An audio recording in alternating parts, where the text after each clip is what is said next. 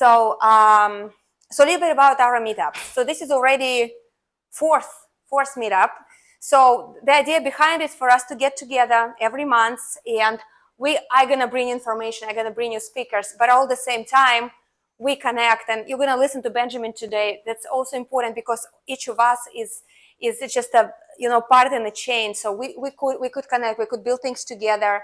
We all looking to do something. We're all here like on this Thursday rainy night, not just because we feel really need to do something fun. We all want to learn something, move forward, and that's the place. Like for a while I was, at least in my family, in my surrounding, kind of the crazy one, like sit down, like what's you running around, chillax, that's really. And I was so out of place. And then I came to Tony Robbins Business Mastery first time, which was a year ago, and I was like, oh my gosh, like there are like thousands of people even less chillax than me, and it's fine. And like, can I just be refugee in this room, even though it's like it's a below 0 degree room. This is how Tony does all these classes. So you really sit in a jacket and a hat and a gloves. You like shivering. You want a ski mask, but everybody like enjoy because everybody in the room are want to do something. They're really driven, energized, and that's amazing to have a group of people and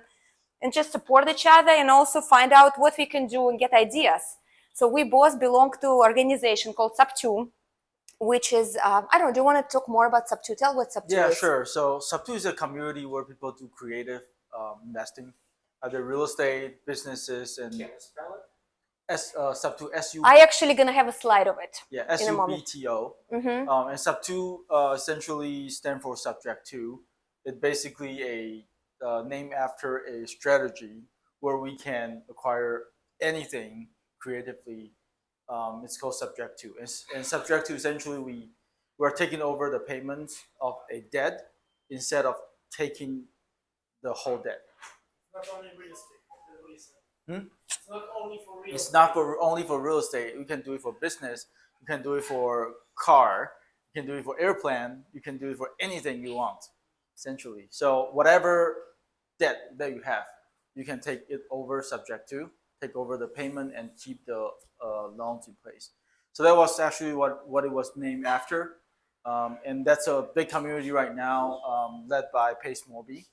Pace Morby is one of the original leader who's been doing a lot of things that people don't believe could be done.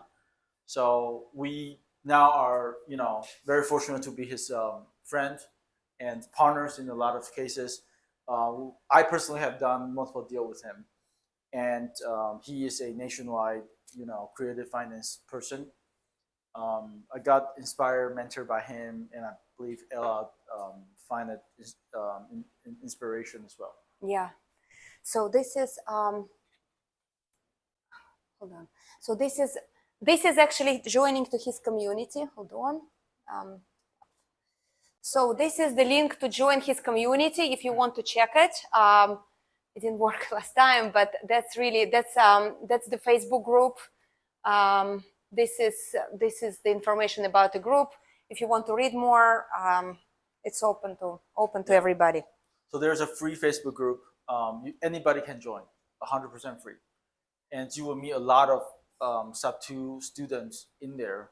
People who are doing creative financing, people who are buying real estate, business, cars creatively. So go in and look at what people are doing. If you need help, ask the questions. There usually a lot of people will get on and help you with it right away. And if you guys find yourself getting very interested in creative financing, then you can consider joining the paid community, which are all serious creative investors who are actively trying to get deal done. Me personally, this month I have acquired 5 property, all creative, and I've acquired 5, and if we count today, it will be the 6th business, all creative. Most of them are zero money down, or some of them are very little money down. So creative financing is a tool that we can use when most of the investor cannot buy anything because of rate, because of credit, because of cash, because of whatever reason that most investors cannot do, we can do it. Not that we are overpaying, not that we're just putting us in the bad position. It's that we are structuring things creatively and cut off the bank. So basically, keep the profit between the seller and buyers. Yeah, beautiful. I am a little bit struggling with this screen today. I did wanted to show, I think, let me think for a moment how to do that. Because I wanted to show a little bit slide about buying businesses, but Is but it I, not? but I don't want to. It's doing something crazy, and I think this is maybe because of Setting. my laptop needs to be changed badly, which I need to do every day. I just don't not getting to that. Hold on, I'll try again. Let's see if it's showing up. All right. So while you're doing that, Yeah. maybe I'll just get into some. Maybe you just start because Okay. I think I'm not gonna fight it anymore. Yeah, just start. Yeah. Okay. So I want to be respectful to everybody's time. You guys come here, and I want to make sure that you guys can take away something that you can just take and do it tomorrow. That sounds good? Yes, sounds awesome. Okay, cool. So I think I have something prepared that can help you start from not knowing, okay, where can I find the creative deals, to a point that basically acquire a creative deals, right? Because the whole reason why we're doing creative is because the big environment does not allow us to do it. So how many of you guys want to buy a house, but you don't have the credit, you find the interest rate too high, so you're not buying it? How many of you guys? Raise your hand. Multiple of them. Okay. What are you trying to buy? Yeah, this area.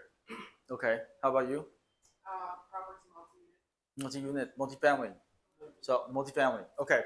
So most of you guys try to buy real estate with basically conventional financing and whatnot, but you cannot get into it, right? The main reason is because of interest rate, and the one step forward is the payment's too high, right? The property will not cash flow, therefore you cannot buy it, right?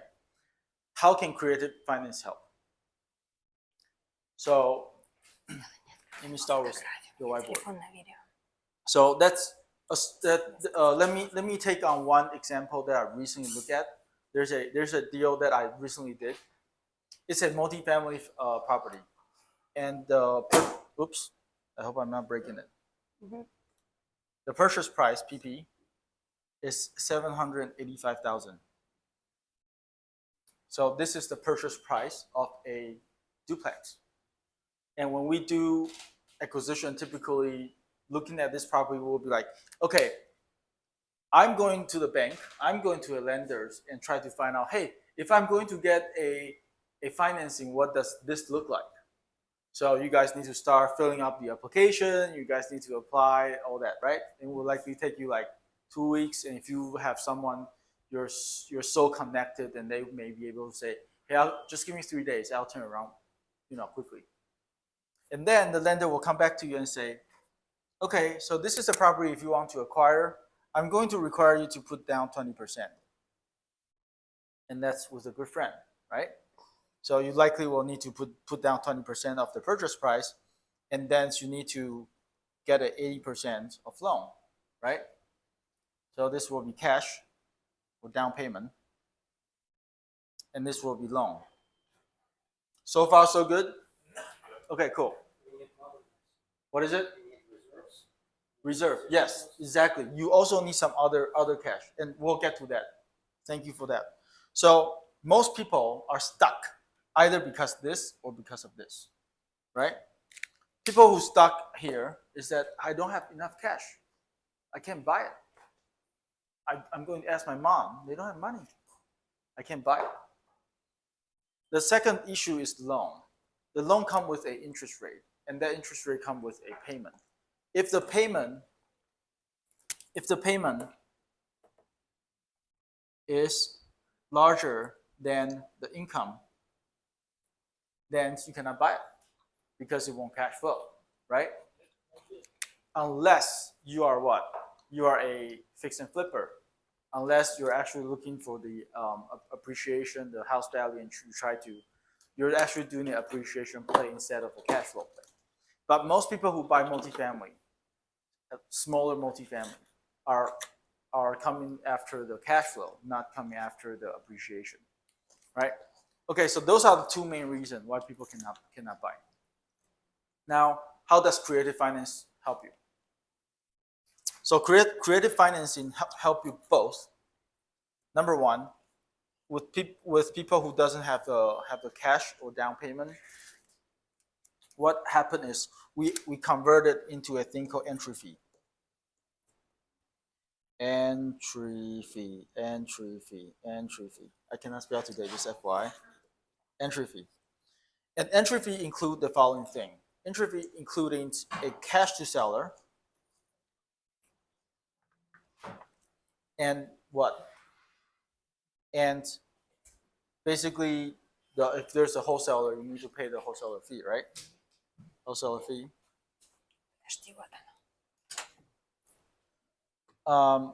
What else? You need to pay.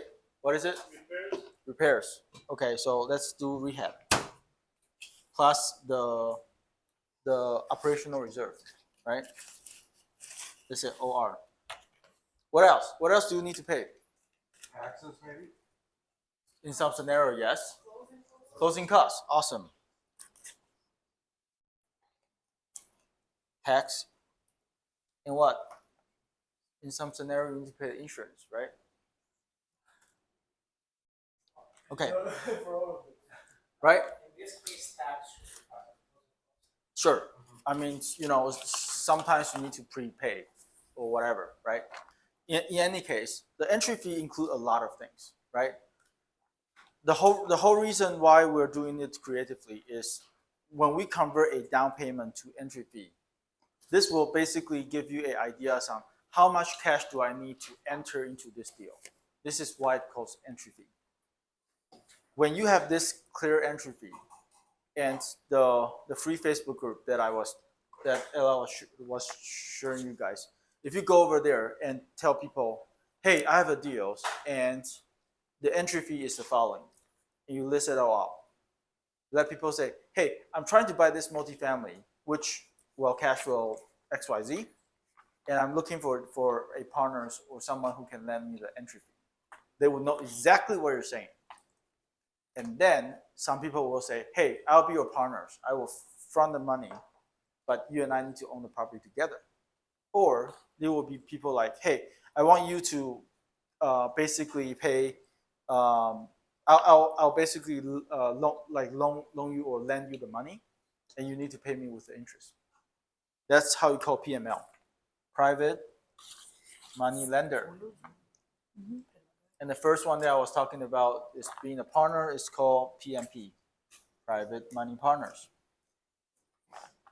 So solving the first problem, cash and down payment. If you don't have the cash, you do it with entry fee. You can go on the free Facebook group to post it there.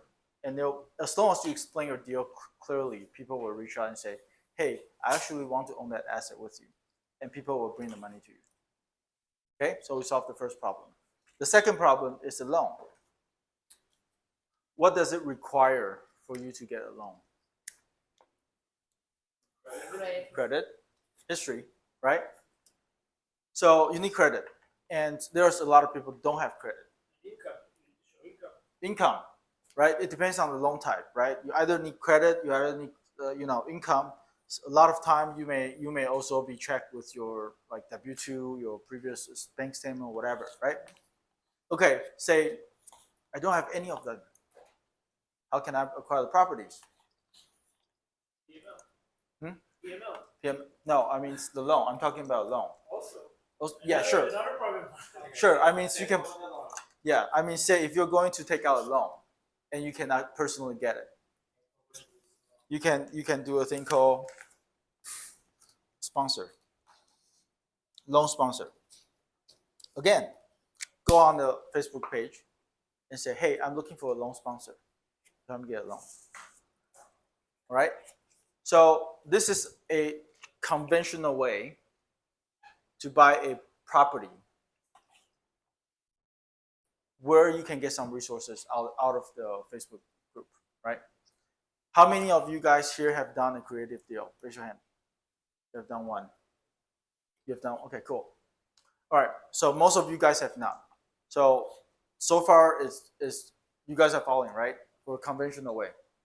Right here, let's talk about creative. So if we're going to buy this property creative, what can you do? The property that we were buying, it was a property that owned free and clear. So it's a same 785K property, and basically the seller owned free and clear. So we basically have worked with the seller, and we got a seller finance note. How many of you guys know what seller finance note is? What is seller finance note? Basically, the seller is the bank, right?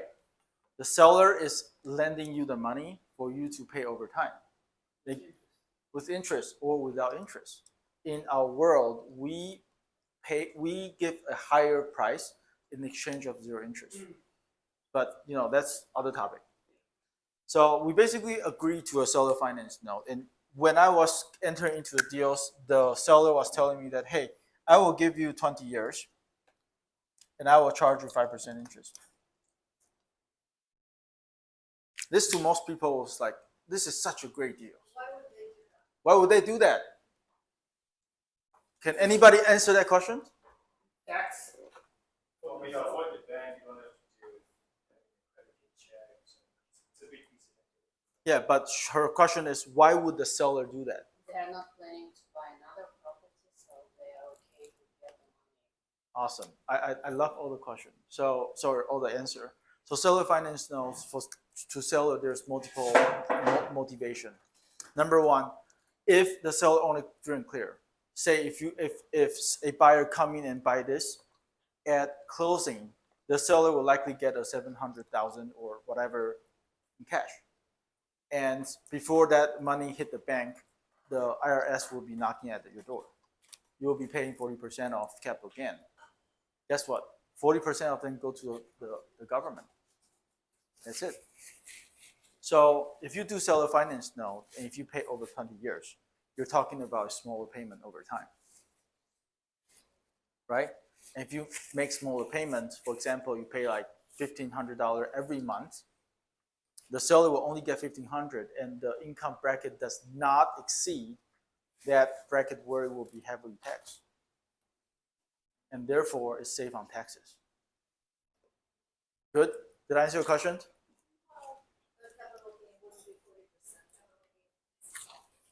Sure, but I'm paying no taxes. It's creative.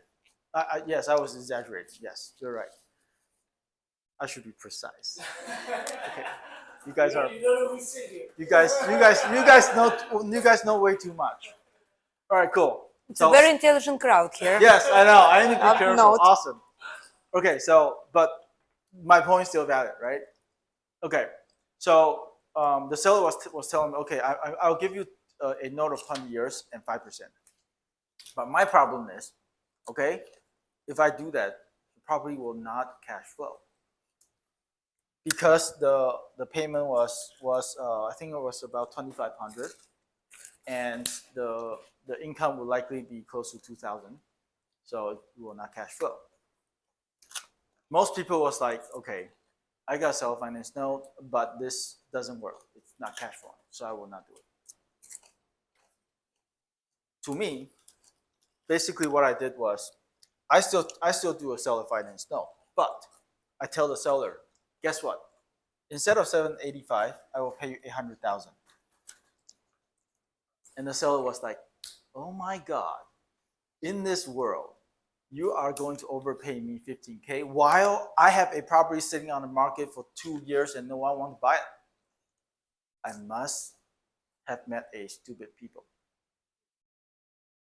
In return, I asked for a seller finance note for 40 years, 0% interest. And buy out anytime? Like, you buy yourself out anytime? You always get ahead of me. So the seller was like, first of all, you're crazy. You're asking me to give you for 40 years of loan, but I'm already 80 years old. Like, how do I live to get paid? To enjoy the money. Exactly. Mhm. So basically, what I said was this: hey, here's the thing. 40 years. I know you likely only enjoy 20 years, but guess what? Don't you complain about your kids never come back to see you? Your grandkids never come back to see you. Guess what? We're going to put the payments to a trust, to your trust, and after you pass, the money will go to the trust, and therefore go to your kids and grandkids. And the condition will be they have to come visit you twice a year to get their money. And the seller was like, "That's a great idea." So she agreed to a 0%. But true story, true story. And she was like, "Hey, but still, I feel like giving you 0% is a little outrageous." And I said, "Well, first of all, I don't think it's outrageous. But if you think it's outrageous, tell me what you want." And the seller was telling me that since I'm already 80 years old, I want a balloon. I want a balloon at 5 years. How many people know what a balloon is? Okay, so can you help explain what a balloon is to the people who don't? Okay, so basically balloons is like at the by the time of 5 years, it will pop. Pop means that whatever remaining on the loan you need to pay out was a big lump sum. After 5 years. After 5 years. So basically after like the first day after 5 years. Yes, you pay off the remaining balance. Yes. So what is it? Oh, I haven't done yet. You guys are jumping ahead of me. Oh my god. Oh my god. Okay. Anyway, 5 years balloon, right? That's what the seller wants. And what do I think? Hell no, right? The whole reason why I'm giving you 800,000 is because of what? Because of 0% interest in the 40 years. And now you want a balloon? You kidding me? So I said no. And most buyer would say no, and the seller would say no, and then the deals fall apart. I didn't just say no. I said, unless you give me a appraisal contingency of $1 million. Essentially what it means is the property of the current appraised 785, it have to be worth 1 million before the balloon pop. And if it's not appraised at 1 million, I will have the right to always extend another year. So I was like, hey, yes, I'll be happy to give you a balloon, but I'm adding a contingency for you to have appraisal. Когда возвращаешь весь Which сумму means, одним пейментом. oh well, you're thinking about selling, but when I buy something I don't want to sell, what I'm thinking is when it appraised 1 million, I can refi it out and pay back the loan. And I will bet in the next like 20 years, there got to be some time that the rate is low. I mean, crisis always comes. What is it? Well, the rent will be higher. Exactly. So I got time. So essentially, when I asked for the appraisal, although there's a 5 year, it's going to still push out to another like 5-10 years at least. 4 years. Yes. Yes. Any question? Is there everybody following me?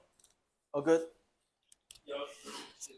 All the balloon payments, does it always have to be the main balance, or can you maybe agree a smaller amount? Of course you can, but to me, I never want to make the balloon payment.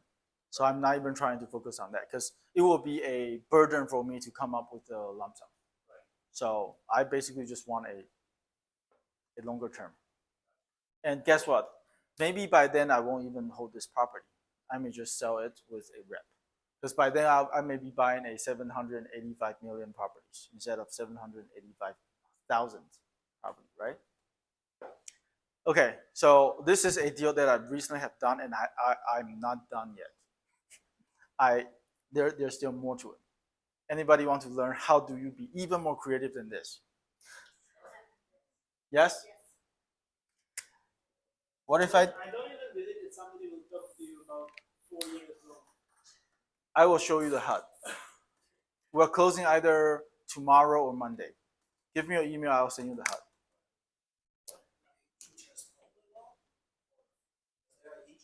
It's, no, this is BNI.